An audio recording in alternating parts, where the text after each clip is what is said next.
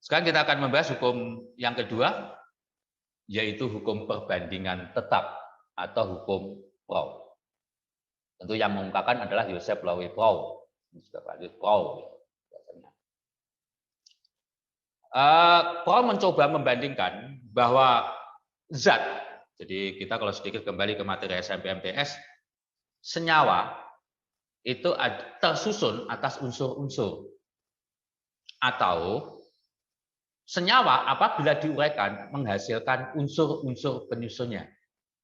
Nah, masa unsur-unsur penyusun ini ternyata selalu memiliki perbandingan yang tetap. Jadi perbandingan masa unsur-unsur penyusun suatu senyawa adalah tetap. Bagaimana yang dimaksud atau yang dimaksud oleh Proud ini terkait dengan perbandingan masa unsur-unsur penyusun suatu senyawa? Jadi kalau misalnya aja saya memiliki suatu senyawa AXBY, bukan AXBA ya, AXBA.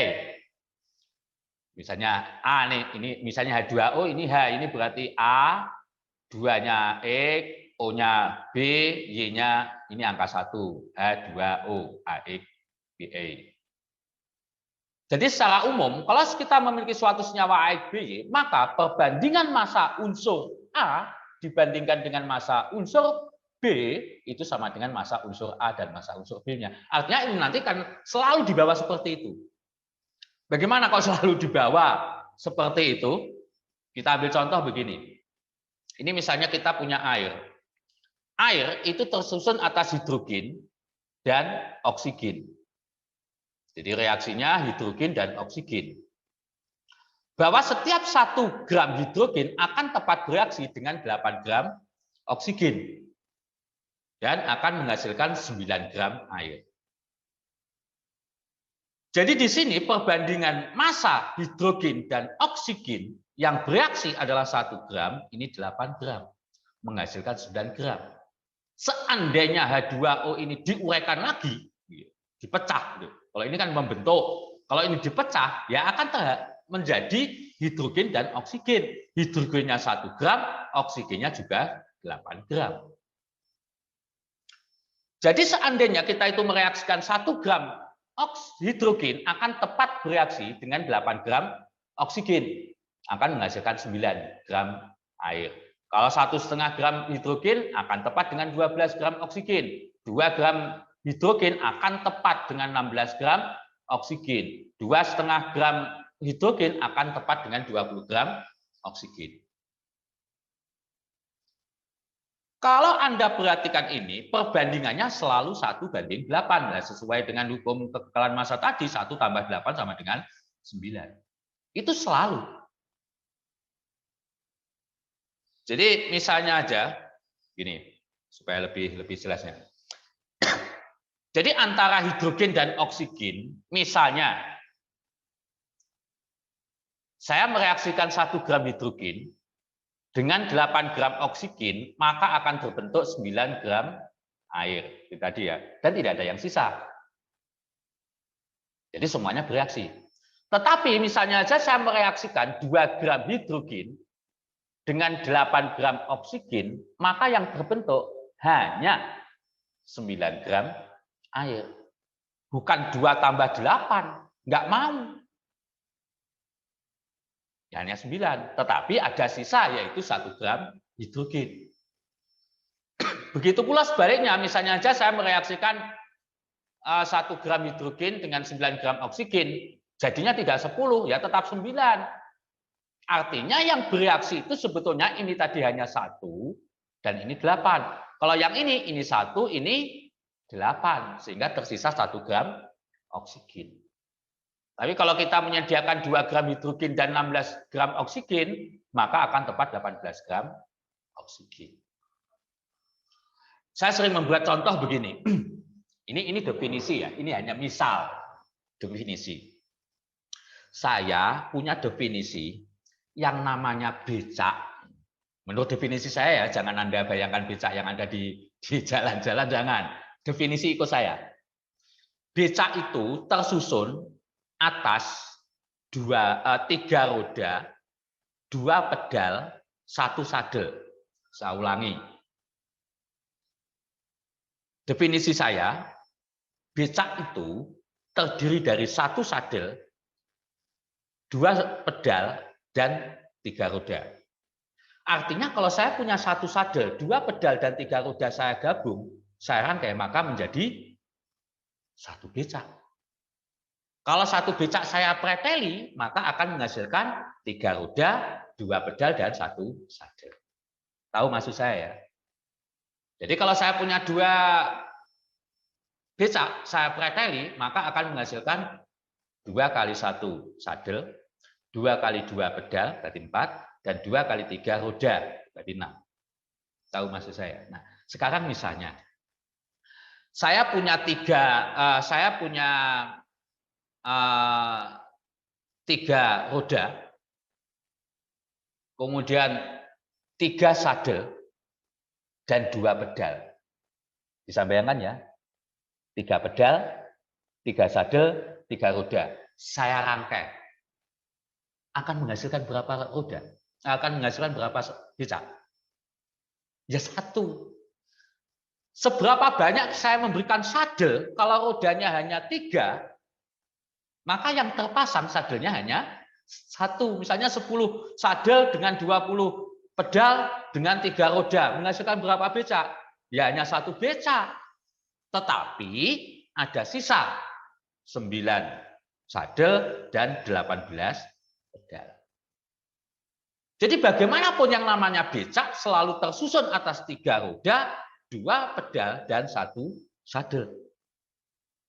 Kalau tidak seperti itu, namanya bukan becak. Kalau becak, harus seperti itu. Demikian juga dalam suatu senyawa, misalnya air ini, selalu tersusun atas hidrogen dan oksigen. Perbandingan massa hidrogen dan oksigen selalu 1:8. Kalau nggak 1:8, berarti ya bukan air. Kalau air, harus tersusun atas hidrogen dan oksigen dengan perbandingan 1:8. Itu ya, jadi ini kekhasan. Nggak bisa tidak. Karena ada hidrogen dan oksigen, tapi perbandingannya bukan 1:8, tapi 1:16. Oh, itu bukan air. Kalau air, hidrogen dan oksigen harus 1:8. Meskipun kalau hidrogen oksigen 1:8 bukan selalu air ya, tapi kalau air pasti hidrogen dan oksigennya 1:8. Kalau tidak berarti bukan air. Ini hukum Pro.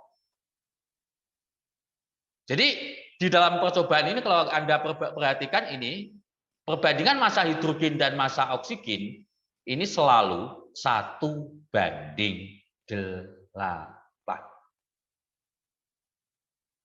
Untuk senyawa-senyawa yang lain ya tentunya tidak mesti seperti itu dan tidak pasti tidak seperti itu. Kalau hidrogen dan oksigen 1:8 tadi kan air.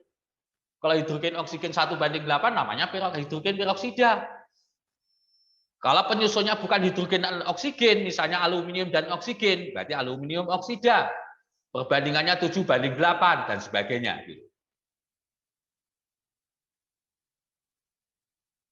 Jadi kalau kita jabarkan, apa yang dinyatakan oleh Pro, kalau Pro kan sudah sebenarnya berhenti seperti itu, tapi sekarang kan kita sudah banyak belajar pengembangan ilmu kimia yang lain. Dari mana sebetulnya perbandingan air tadi, hidrogen dan oksigennya 1:8? Jadi kalau kita secara umum memiliki senyawa ABY ini, sebetulnya perbandingan massa yang dibuat atau yang terbentuk tadi adalah perbandingan AR atom penyusunnya. Yang masing-masing tentunya dikalikan dengan jumlahnya. Jadi kalau tadi air misalnya air itu kan H dan O, hanya 2 dan O-nya 1. ARH itu 1, ARO itu 16. Berarti kan 2 kali 1. Berarti kan 2. Ini 1 kali 16, 16. Berarti kan 2/16. Berarti 1:8. Ini baru ditemukan setelah kita belajar ARMR. Tapi sebetulnya Pro sendiri saat itu tidak menghubungkan dengan AR dan MR. Tapi dia murni hasil penelitian perbandingan massa-massa yang ada. Selain kita dapat menentukan, jadi bagaimana kita menentukan AR/MR ini, menentukan perbandingan tadi hanya sebetulnya didasarkan pada AR atom penyusunnya gitu. Kita juga dapat menentukan, kalau misalnya dalam suatu senyawa itu kita ditanya berapa persentase A di dalam senyawa AEBA ini, ya X kali A dibagi dengan MR dari AX BI. Ini nanti juga kita bahas pada implementasi ya, tapi kita sudah mengenal mulai sekarang. Demikian juga nanti kalau kita misalnya mengetahui massa dari suatu senyawa, kita dapat menentukan massa dari salah satu unsur penyusun. Misalnya ini massa unsur B dalam senyawa AXBY. Maka Y kali AR B dibagi dengan MR dari AXBY dikalikan massa dari AXBY. Demikian juga kita dapat menentukan kadar suatu unsur atau banyaknya zat tersebut di dalam suatu campuran yang dikalikan dengan persentase. Contoh soal. Jadi ini saya berikan satu contoh lagi untuk hukum Pro. Jadi perbandingan massa karbon dan ini dan massa oksigen dalam senyawa karbon dioksida C atau CO2 adalah 3:8. Yang ditanyakan berapa gram karbon yang dapat bereaksi dengan 24 gram oksigen. Sekali lagi perbandingan massa dari suatu unsur penyusun itu adalah tetap. Tadi misalnya gini, saya itu punya tadi becak tadi ya, saya punya 1 sadel. Berapa roda yang dibutuhkan? Karena hanya perbandingan 1:3 berarti roda yang dibutuhkan hanyalah 3. Kalau saya punya 5 sadel, berapa roda yang dibutuhkan? Ya 5 kali 3, berarti 15 roda. Sederhana mudah seperti itu. Jadi ini kalau karbon ini bereaksi dengan 24 gram oksigen, berapa nanti karbon yang dibutuhkan. Jadi cukup perbandingan massa karbon dibanding massa oksigen sama dengan 3:8. 3:8 dari mana ya perbandingan tadi? Maka cukup kita hitung berarti massa karbon sama dengan 3/8 kali massa oksigen sama dengan 9 gram. Begitu pula berapa persen massa karbon dan oksigen dalam senyawa tersebut, ya cukup kita masukkan persentasenya 3/11 dan yang satunya nanti tentu 8/11 kali 100%, hasilnya 27,27 gram dan 72,73%. Persen ya, 27,27%. Ini untuk hukum gaya rusak. Soal yang kedua, ini ada berapa kadar.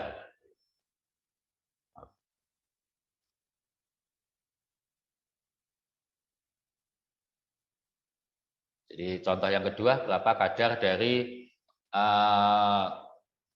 atom karbon dalam 50 gram CaCO3. Maka cara mencarinya ya cukup sederhana. Kita hitung saja massa C-nya. Berarti massa C-nya karena R dari C dibagi dengan MR CaCO3.